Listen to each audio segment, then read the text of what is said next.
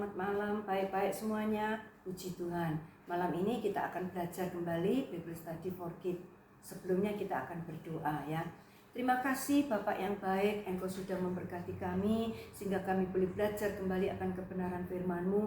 Berkati Tuhan, berikan kami tanah hati yang subur supaya kami bisa menerima firman-Mu, tumbuh dan berbuah dalam hidup kami sehingga kami boleh menyenangkan hati-Mu. Terima kasih Bapak yang baik, dalam nama Tuhan Yesus segala perkara yang jahat yang ingin mengganggu, ingin mencuri kebenaran firman-Mu kami tolak dalam nama Tuhan Yesus. Makasih Tuhan.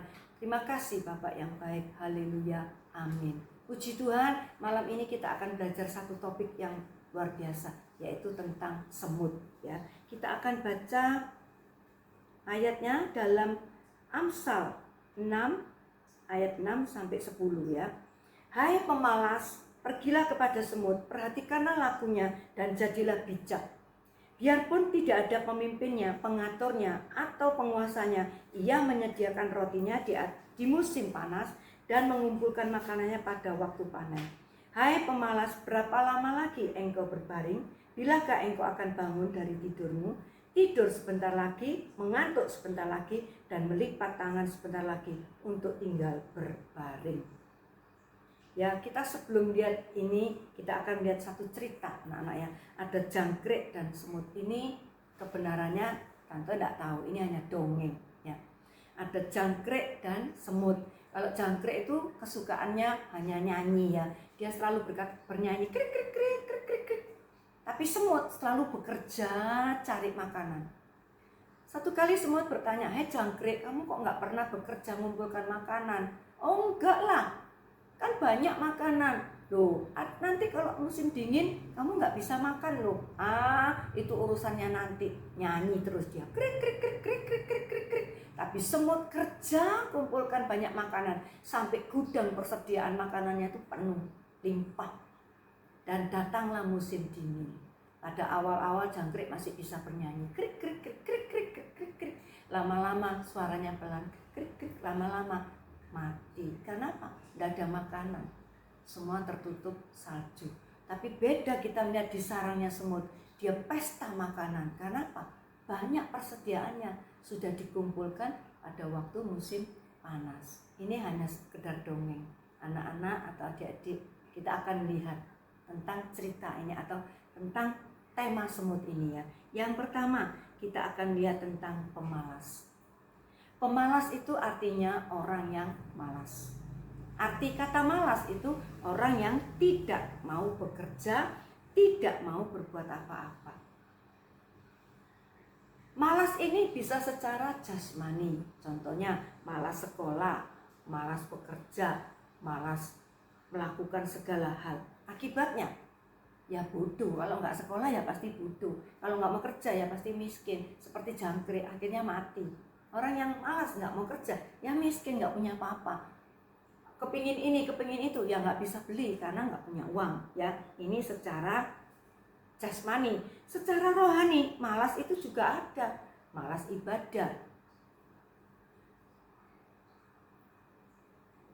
malas secara rohani, malas ibadah, malas bekerja, malas berdoa, malas baca firman dan sebagainya. Akibatnya rohaninya bantut, tidak tumbuh ya, lemah, jatuh bangun di dalam dosa. Yang kedua, ini yang dikatakan oleh firman Tuhan, orang yang malas itu jahat di mata Tuhan, akhirnya dibuang ya adik-adik. Kita baca dalam Matius 25 ayat 26, demikian firman Tuhan. Maka jawab Tuhan itu, "Hai kamu hamba yang jahat dan malas." Jadi di mata Tuhan malas itu jahat. Jadi kamu sudah tahu bahwa aku menuai di tempat di mana aku tidak menabur dan memungut dari tempat di mana aku tidak menanam. Karena itu sudahlah seharusnya uangku itu kau berikan kepada orang yang menjalankan uang, supaya sekembaliku aku menerima serta dengan bunganya. Kita baca 30, dan campakkanlah hamba yang tidak berguna itu ke dalam kegelapan yang paling gelap. Di sanalah akan terdapat ratap dan kertak gigi. Jadi orang yang malas di mata Tuhan itu jahat. Ini cerita tentang orang yang diberikan talenta. Merasa diberi satu talenta, dia tidak mau bekerja tapi justru ditanam di tanah. Ketika tuannya kembali, dia minta pertanggungan jawabnya, dia katakan, aku tahu engkau tuan yang jahat. Yang menarik apa tadi itu dikatakan 26, kamu sudah tahu bahwa aku menuai di tempat di mana aku tidak menabur. Lalu tuannya berkata, seharusnya kamu berikan orang yang bisa menjalankan uang supaya aku bisa mendapatkan kembali beserta bunganya. Tapi kamu tidak melakukannya. Kata Tuhan, engkau adalah hamba yang jahat. Lalu dibuang ke tempat kegelapan. Artinya dalam neraka. Ya, jadi malas itu di mata Tuhan jahat, bisa membuat orang itu bisa binasa, celaka, masuk dalam neraka. Yang ketiga yaitu Amsal 6 ayat 11. Maka datanglah kemiskinan kepadamu seperti seorang penyerbu dan kekurangan seperti orang yang bersenjata. Jadi orang yang malas secara jasmani, secara rohani pasti akan mengalami kepapaan, kekurangan, kemiskinan. Sebab itu adik-adik jangan punya sifat malas. Kelihatannya seperti orang meremehkan atau kelihatannya ringan. Padahal malas ini tabiat yang paling, malas ini adalah tabiat yang jahat di mata Tuhan. Ya, kita tidak bisa meremehkan. Baik secara jasmani ataupun secara rohani, kita tahu akibatnya. Itu fatal. Ya, jangan malas. Sekarang kita akan lihat ciri-ciri orang malas ya. Ciri-ciri orang malas. Yang pertama, terus-menerus menunda-nunda pekerjaan ya. Jadi terus-menerus menunda pekerjaan. Kita baca dalam Amsal 6 ayat 9 dan 10. Hai pemalas, berapa lama lagi engkau berbaring? Bilakah engkau akan bangun dari tidurmu? Tidur sebentar lagi, mengantuk sebentar lagi, melipat tangan sebentar lagi, lalu tinggal berbaring. Itu juga tertulis dalam Amsal 26 ayat 14 ya. Demikian firman Tuhan. Seperti pintu berputar pada engselnya, demikian nasib pemalas di tempat tidurnya. Ya, jadi selalu menunda. Harusnya dikerjakan, harusnya belajar, tapi sebentar lagi lah, enak tidur. Seperti engsel, pintu di engsel di tempatnya, hanya berputar, nggak ada gunanya, nggak ada yang dilakukan, nggak ada yang dikerjakan. Padahal ada banyak. Belum belajar, belum ini, belum merapikan buku, belum semuanya. Tapi selalu menunda. Apalagi kalau sudah mainan. Sebentar ma. Lupa semuanya. Akhirnya semua itu terbengkalai ya. Orang yang menunda-nunda pekerjaan ini tidak bagus. Ya, lama-lama kesempatan itu bisa lewat. Ya, bisa enggak kita pakai. Akhirnya kita enggak jadi apa-apa. Ya, kita harus melakukan pekerjaan ini. Kita enggak boleh selalu menunda, selalu berkata sebentar. Itu membuang-buang waktu ya. Apa yang harus kita lakukan semuanya terbengkalai. Kita bandingkan dengan kehidupan Nuh dalam Kejadian ya. Kita bandingkan dalam kehidupan Nuh dalam Kejadian 6 ayat 13. Berfirmanlah Allah kepada Nuh, aku telah memutuskan untuk Kejadian 6 ayat 13. Betul. Berfirmanlah Allah kepada Nuh, aku telah memutuskan untuk mengakhiri hidup segala makhluk, sebab bumi telah penuh dengan kekerasan oleh mereka. Jadi aku akan memusnahkan mereka bersama-sama dengan bumi ini. Buatlah bagimu sebuah bahtera dari kayu gofir. Kau buatlah berpetak-petak dan harus kau tutup dengan pakal dari luar dan dari dalam. Ketika Nuh mendengar firman Tuhan ini, ketika Nuh diperintahkan oleh Allah untuk membuat bahtera, Nuh tidak menunda-nunda, langsung dikerjakan ya. Ayat 22 dikatakan, lalu Nuh melakukan semuanya itu tepat seperti yang diperintahkan Allah kepadanya. Demikian dilakukan. Nuh tidak pernah menunda pekerjaan itu yang diperintahkan oleh Allah, lalu dilakukan. Sekalipun Nuh bukan insinyur kapal, Nuh tidak punya pengalaman untuk membuat kapal, tetapi Nuh rajin, Nuh melakukannya, tidak menunda-nunda. Adik-adik, saudara-saudara, berapa lama waktu yang dibutuhkan oleh Nuh untuk membangun bahtera? 120 tahun. Bukan waktu yang pendek, lama. Tapi Nuh tidak menunda. Bukan karena lamanya waktu itu karena Nuh menunda, tidak, karena semuanya peralatan waktu itu sulit. Untuk gergaji nggak ada gaji listrik seperti sekarang. Butuh berapa lama gaji satu pohon? Ya, jadi lama, dibutuhkan waktu lama karena keadaannya. Tapi Nuh melakukannya, dikatakan tepat seperti apa yang diperintahkan Tuhan. Andai kata Nuh menunda itu dan air bah itu datang, semua binasa termasuk Nuh. Tidak ada generasi berikutnya. Tapi karena Nuh melakukannya, tidak menunda-nunda pekerjaan atau yang diperintahkan oleh Allah, maka Nuh menyelamatkan generasi berikutnya. Ketika air bah itu semua manusia mati, selamatlah 8 orang. Dan itu yang meneruskan keturunan-keturunan selanjutnya, generasi selanjutnya. Ya, yang kedua, kita melihat banyak alasan, ya. Orang yang malas itu banyak alasannya. Kita baca Amsal 22 ayat 13. Amsal 22 ayat 13. Si pemalas berkata, ada singa di luar, aku akan dibunuh di tengah jalan. Ya, kita baca juga Amsal 26. Amsal 26 ayat 13. Sama 13-nya, ingatnya gampang. Berkatalah si pemalas, ada singa di jalan, ada singa di lorong. Kita juga sambung dalam Pengkhotbah 11 ayat 4. Demikian firman Tuhan, siapa senantiasa memperhatikan angin tidak akan menabur, dan siapa senantiasa melihat awan tidak akan menuai. Selalu punya alasan. Aku nggak mampulah, aku nggak bisalah, ada singa di depan, kalau aku keluar akan dimakan, ada singa di lorong.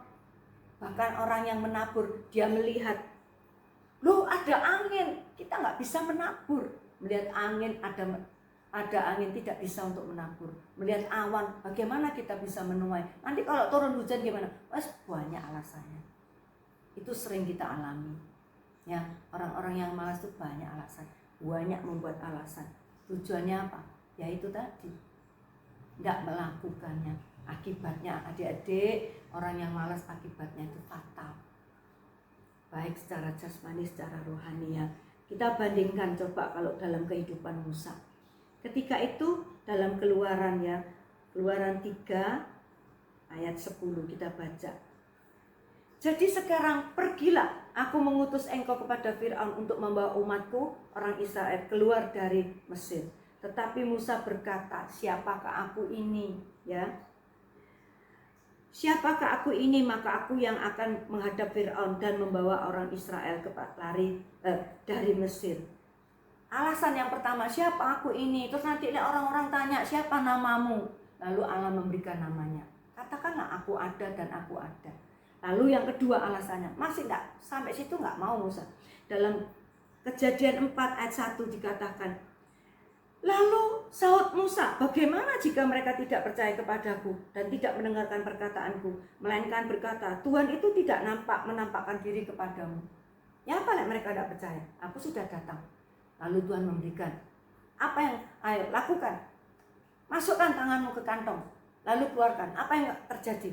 Terjadi kusta. Masukkan lagi, lalu tahir atau sembuh. Kalau mujizat yang pertama ini mereka tidak percaya, tongkat, apa yang di tanganmu? Tongkat, lempar, lalu dilempar jadi ular. Lalu Tuhan berkata, pegang ekornya, lalu jadi tongkat lagi. Yang ketiga, air bisa menjadi darah. Sudah diberikan rekomendasi seperti itu, jaminan, masih banyak alasan Musa nggak mau, ya. Kita baca dalam ayat Keluaran 4 ayat 10, ya. Keluaran 4 ayat 10, demikian firman Tuhan. Lalu kata Musa kepada Tuhan, Tuhan, aku ini tidak pandai bicara, dahulu pun tidak, dan sejak engkau berfirman kepada hambamu pun tidak, sebab aku berat mulut dan berat lidah. Alasan yang ketiga, Sudah alasan pertama dijawab oleh Tuhan, alasan kedua dijawab oleh Tuhan dengan tanda mujizat. Punya alasan lagi, wah Tuhan enggak usah, aku ini orang yang petah lidah atau berat lidah ya, berat mulut dan berat lidah, mungkin gagap, orang yang tidak bisa bicara dengan baik.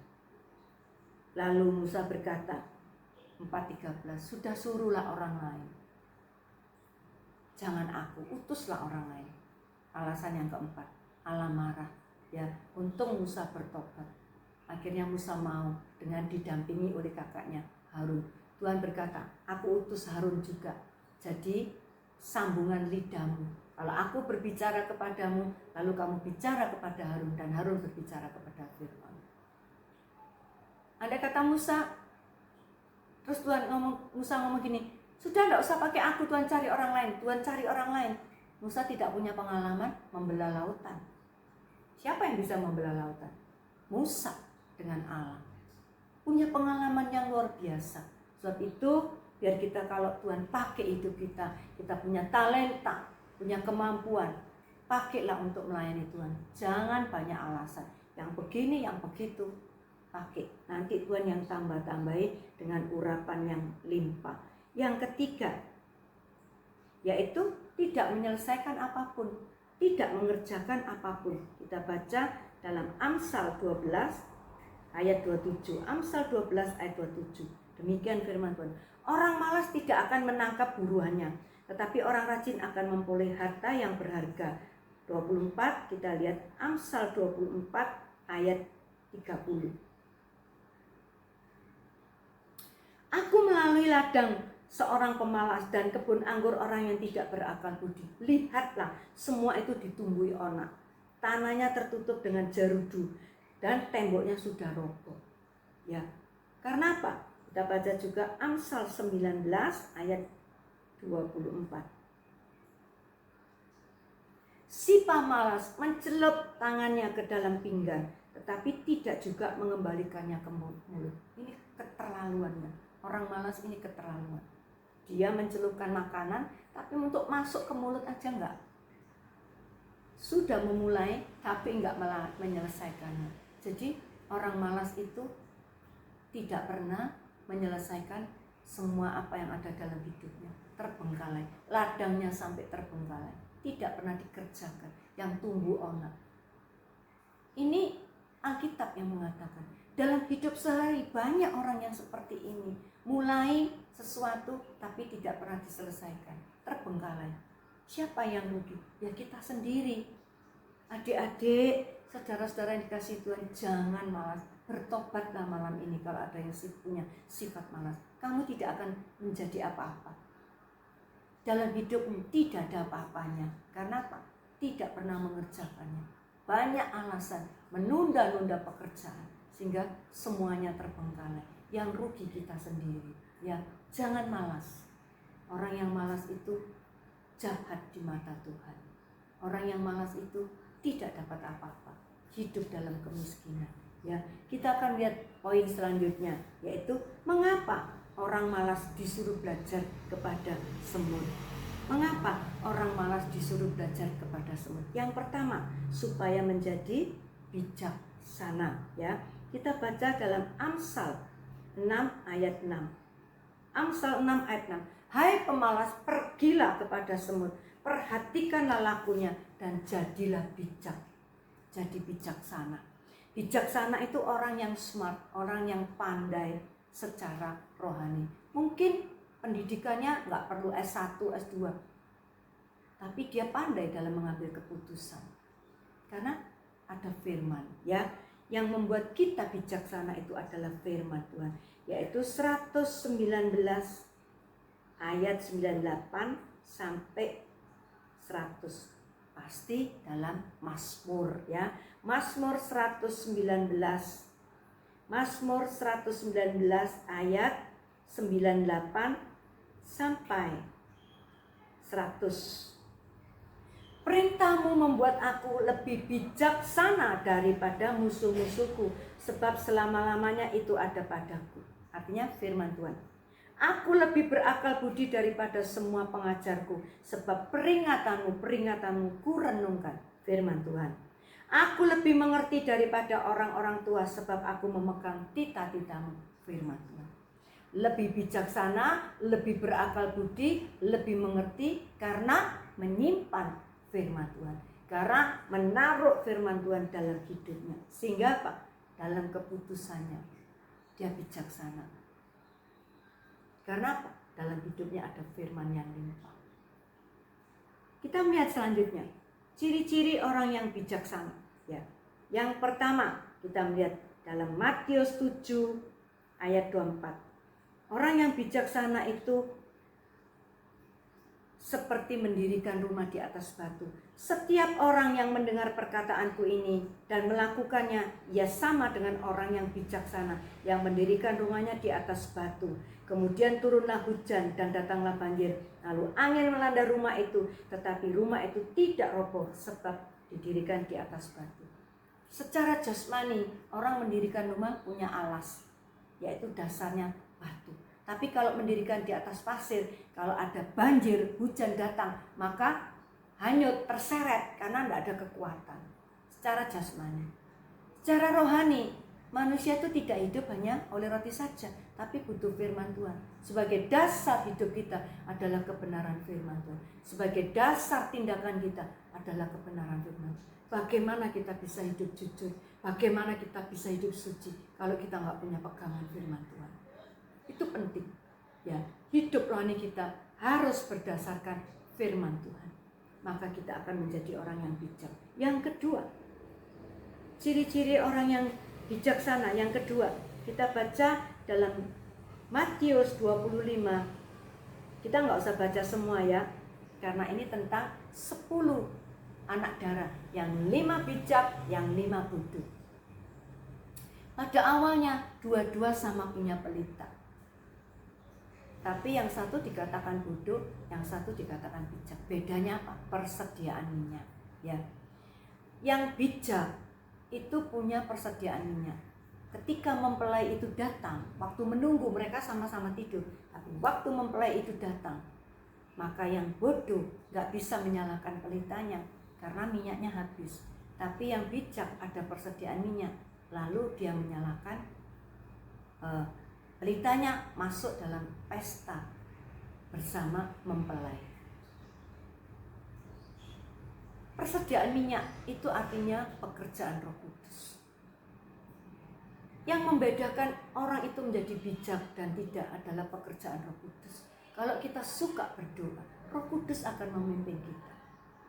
Kalau kita suka berdoa, punya hubungan baik dengan Tuhan, seperti carang melekat pada pokok, maka gizi rohani itu ada, lancar, tersuplai dalam hidup rohani kita, sehingga membuat kita menjadi bijaksana. Mungkin ada orang yang ingin menipu kita, mungkin ada orang yang membuli kita. Bagaimana sikap kita? Orang yang bijak pasti akan taat akan firman Tuhan. Ampuni saja, itu orang bijak karena punya firman dalam hidupnya. Ya, kita harus limpah akan firman Tuhan.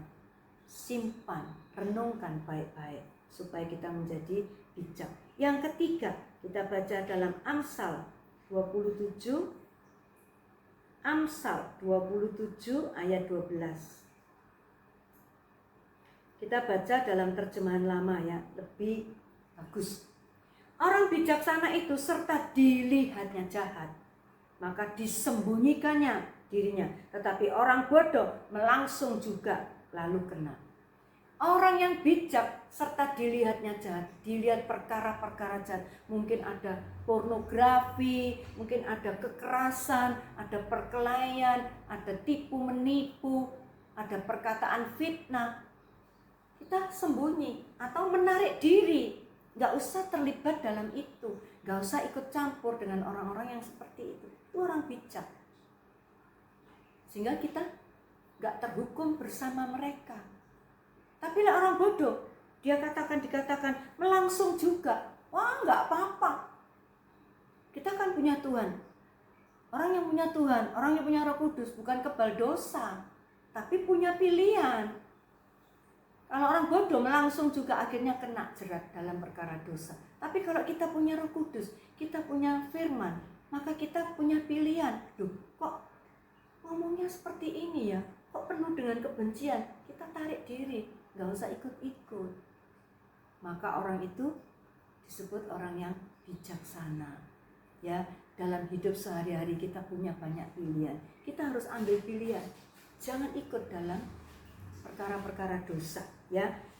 Yang keempat, orang bijak itu apa cirinya? Yaitu Amsal 6 ayat 8. Demikian firman Tuhan.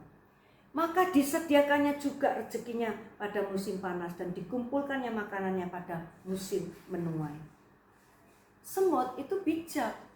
Waktu musim panas memang waktunya kerja. Sehingga dia bisa mengumpulkan persediaan makanannya.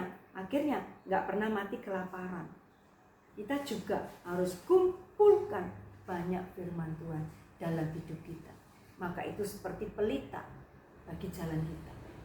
Ada terang dalam jalan kita. Kita nggak sampai tersesat karena punya firman. Jadi semua dalam hidup kita diterangi oleh firman Tuhan. Menipu boleh nggak ya? Nggak usah tanya. Ya pasti nggak boleh. Mencuri boleh nggak ya? Ya pasti nggak boleh. Itu orang bijak. Kumpulkan firman. Dan itu yang akan memimpin dalam hidup saudara dan saya. Kita akan jalan bersama Tuhan. Kita akan jalan bersama kebenaran firman Tuhan. Pasti kita menjadi orang-orang yang berkenan di hadapan Tuhan. Ya, biar kita mau terus-menerus mengumpulkan firman sebanyak-banyaknya. Ya. Terus kita melihat yang selanjutnya.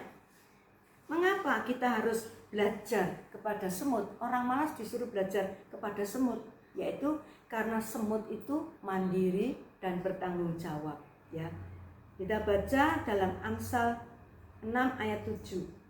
Bahwa jikalau tiada padanya penghulu atau pengerah atau pemerintah sekalipun, saya dalam terjemahan baru ya, biarpun tidak ada pemimpinnya, tidak ada pengaturnya atau tidak ada penguasanya, ia tetap menyediakan. Semut itu rajin, semut itu mandiri, semut itu bertanggung jawab atas hidupnya. Ada kelompok-kelompok dalam semut ya, dalam dunia semut ada kelompok yang ratu hanya untuk bertelur, ada yang mengatur persediaan makanan, ada yang bekerja, disebut semut pengerja. Kerjanya hanya kerja, cari makanan, cari makanan, cari makanan. Gak ada yang ngatur loh, gak ada yang perintah-perintah, kamu itu ada makanan, itu cari ini. Gak ada. Semut bekerja sendiri, dia mandiri, dia bertanggung jawab untuk dirinya sendiri dan untuk koloninya. Kalau yang semua pekerja nggak ada yang kerja semua, kan nggak ada makanan. Jadi rajin, bertanggung jawab, mandiri. Itu karakter semut. Sebab itu Tuhan berkata, hai pemalas, belajarlah, lihatlah semut tingkah lakunya. Belajarlah kepada semut. Supaya kita juga menjadi orang-orang yang mandiri, orang-orang yang bertanggung jawab, dan orang-orang yang rajin, ya. Kalau kita melihat hidupnya Simson itu seorang nasir Allah, dipanggil oleh Allah menjadi alatnya. Tapi Simson tidak bertanggung jawab dalam hidupnya. Hidup jatuh bangun di dalam dosa perzinahan. Simson tidak bertanggung jawab dalam kenasirannya.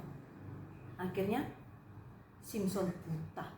Untung waktu buta dia bertobat, sehingga Simson masih selamat. Tapi kalau sudah buta dia nggak bertobat, ya binasa. Adik-adik, saudara-saudara yang dikasihi Tuhan, kita harus bertanggung jawab dalam hidup kita.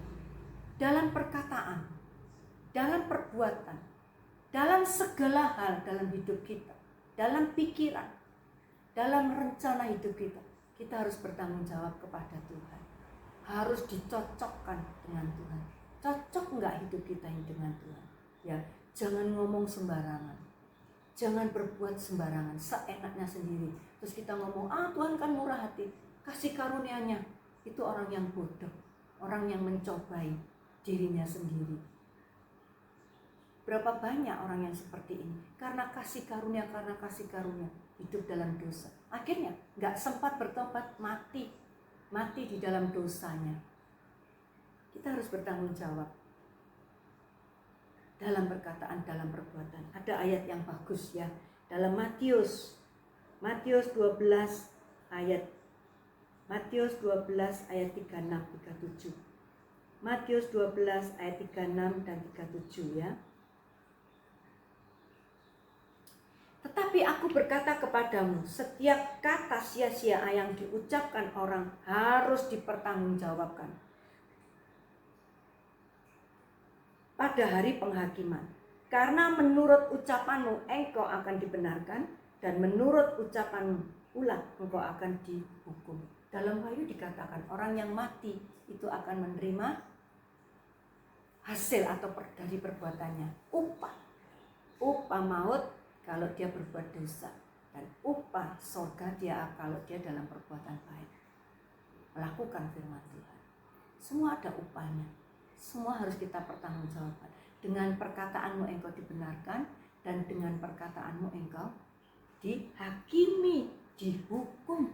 Sebab itu jangan gampang ngomong sembarangan, jangan ikut orang lain atur perkataan ini cocok dengan firman Tuhan. Jangan berkata yang busuk, jangan berkata yang suka memfitnah, jangan berkata yang menusuk. Perkataan kita, lidah kita tajam seperti pisau. Kata-katanya suka nyelekit, suka kasar, penuh dengan kebencian. Jangan. Dalam perbuatan juga kita harus bertanggungjawabkan, bukan cuma dalam perkataan. Ya, kita harus hati-hati.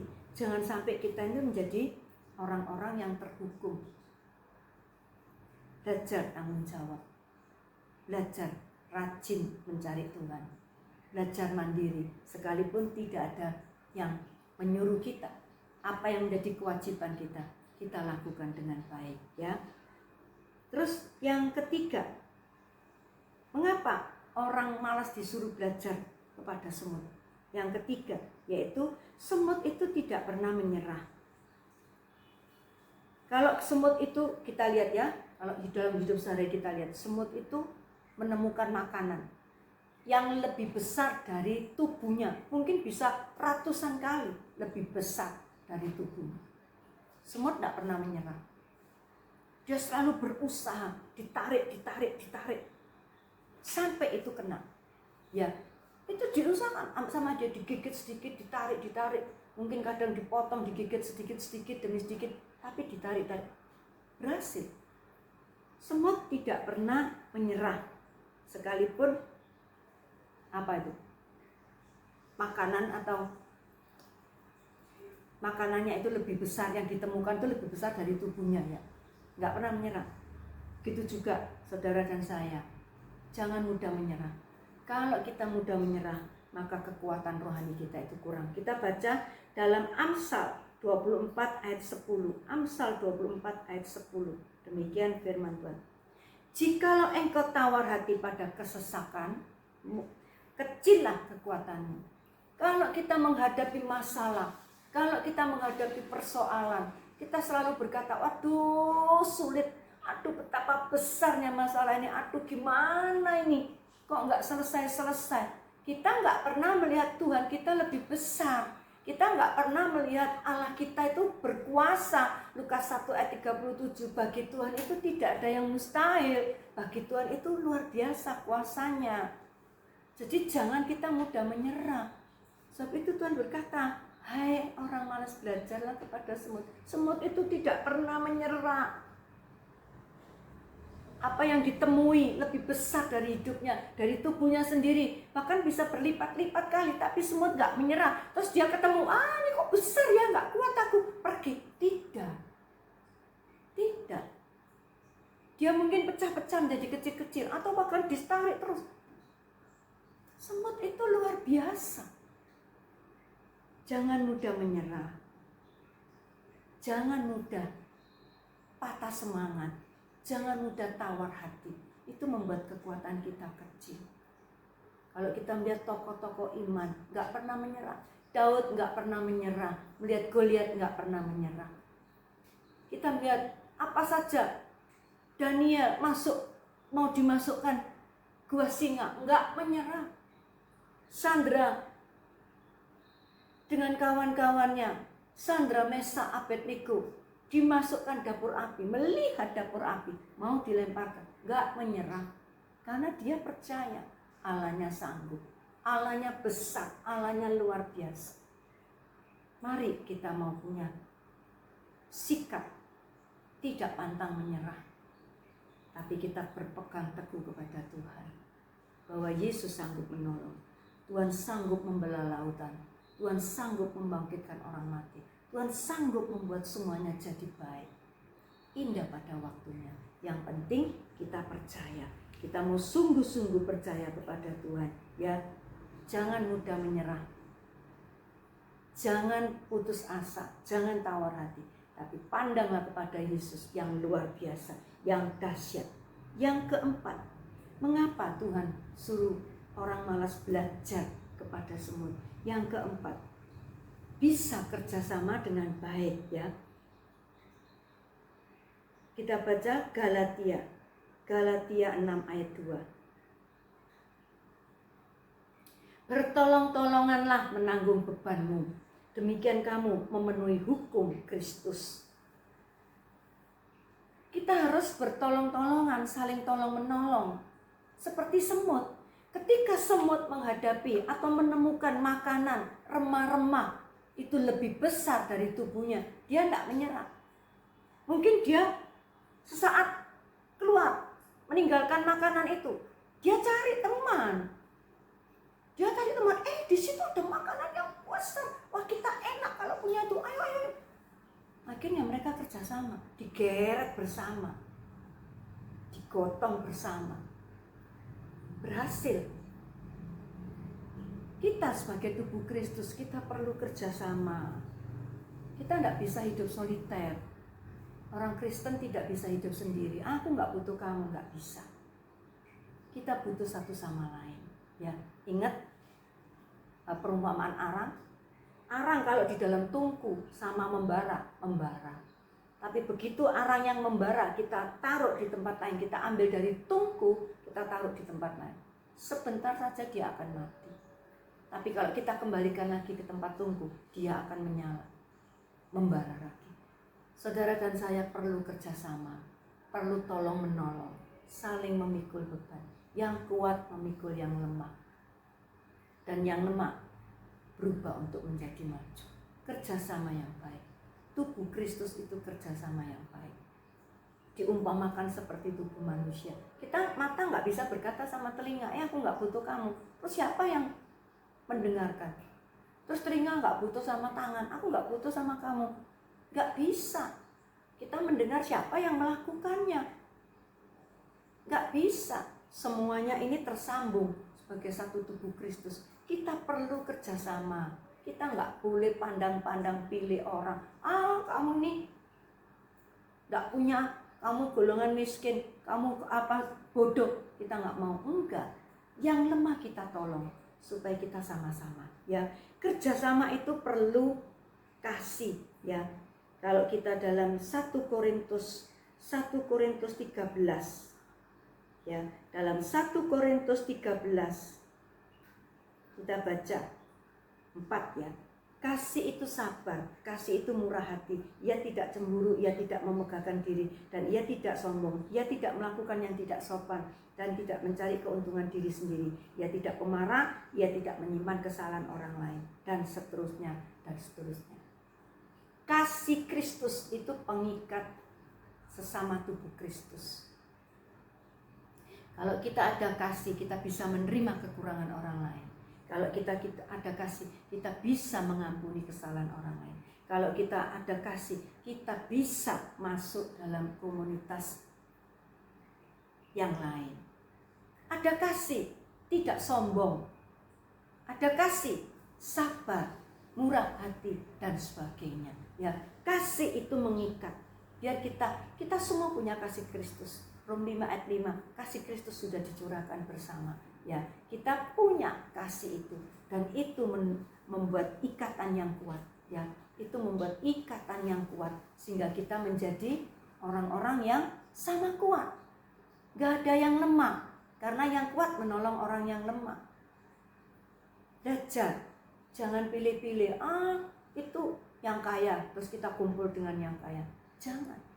Kita perlu kerjasama dengan kesehatian. Ya, Yang pertama harus ada kasih Kristus. Yang kedua yaitu kerendahan hati. Ya, kita baca Filipi 2 ayat 3. Filipi 2 ayat 3. Demikian firman Tuhan. Dengan tidak mencari kepentingan sendiri atau puji-pujian yang sia-sia, sebaliknya hendaklah dengan rendah hati yang seorang menganggap yang lain lebih utama daripada dirinya sendiri. Rendah hati itu kita butuhkan untuk kerjasama. Orang yang sombong tidak bisa kerjasama. Dia merasa dia paling mampu, dia paling kaya, dia paling baik, dia paling. Tidak bisa. Tetapi biar kita mau rendah hati, menerima orang lain dalam hidup kita. Ya, kalau kita melihat murid-murid putra manusia Yesus, 12 murid, dia katakan, aku yang duduk di sebelah kanan, aku yang duduk di sebelah. Tuhan katakan, siapa kamu? Lalu Tuhan mengambil anak kecil. Kalau kamu tidak bisa hidup seperti anak kecil ini, yang tulus, yang rendah hati, belajar rendah hati, kamu tidak layak. Kerendahan hati itu tidak bisa dibuat-buat. Ya, kerendahan hati itu lahir dari kasih Kristus. Baru ada kerendahan hati. Jangan sombong, jangan merasa diri wah, jangan egosentris karena kita merasa kita mampu. Tapi kita sebetulnya butuh orang lain, butuh saling menasihati. Orang yang sombong itu tidak bisa melihat kekurangannya sendiri. Ingat, balok di mata tidak lihat, tapi selumbar serbuk gergaji kecil di mata orang itu bisa lihat. Ini orang yang sombong. Kalau dia tidak ada yang menasehati karena tidak bersekutu, tidak bisa kerjasama dengan saudara seiman, dia terus hidup dalam kesombongannya, binasa. Tapi kalau kita bersekutu, ada nasihat dengan kerendahan hati. Kamu kok tak lihat kok sombong ya? Masa iya loh? Berubah dalam kata-katamu kok seperti sombong, seperti kamu suka merendahkan orang lain. Loh, ada nasihat, kerjasama, bersekutu. Itu bisa membuat kita lebih baik, karena ada nasihat. Sebab itu belajar untuk rendah hati. Ya, Daud itu seorang panglima, waktu itu belum jadi raja, tapi dia menuju jadi raja. Ketika dia dinasihati oleh seorang perempuan, Abigail, jangan tuanku, jangan membunuh Nabal. Itu membuat tuanku akan berhutang darah dalam hidupmu. Karena bukan masa perang, membunuh orang tidak boleh. Dan Daud menurut.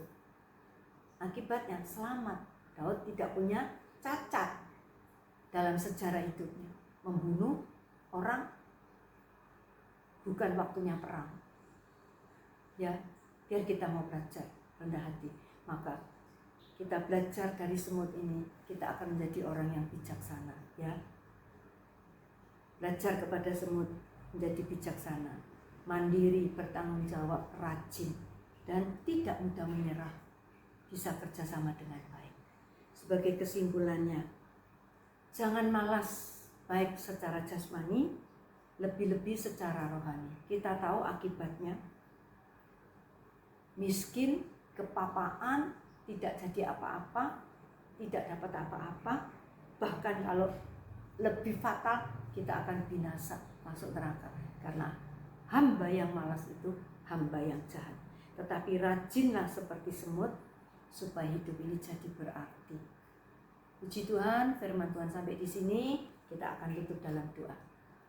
Terima kasih Bapak yang baik, terima kasih untuk berkat-Mu, berkati firman-Mu, supaya kami boleh menyimpan dalam hidup kami tidak menjadi orang yang malas, tetapi kami boleh belajar menjadi rajin, tanggung jawab, dan menjadi orang yang bijaksana, supaya kami boleh menyenangkan hati-Mu.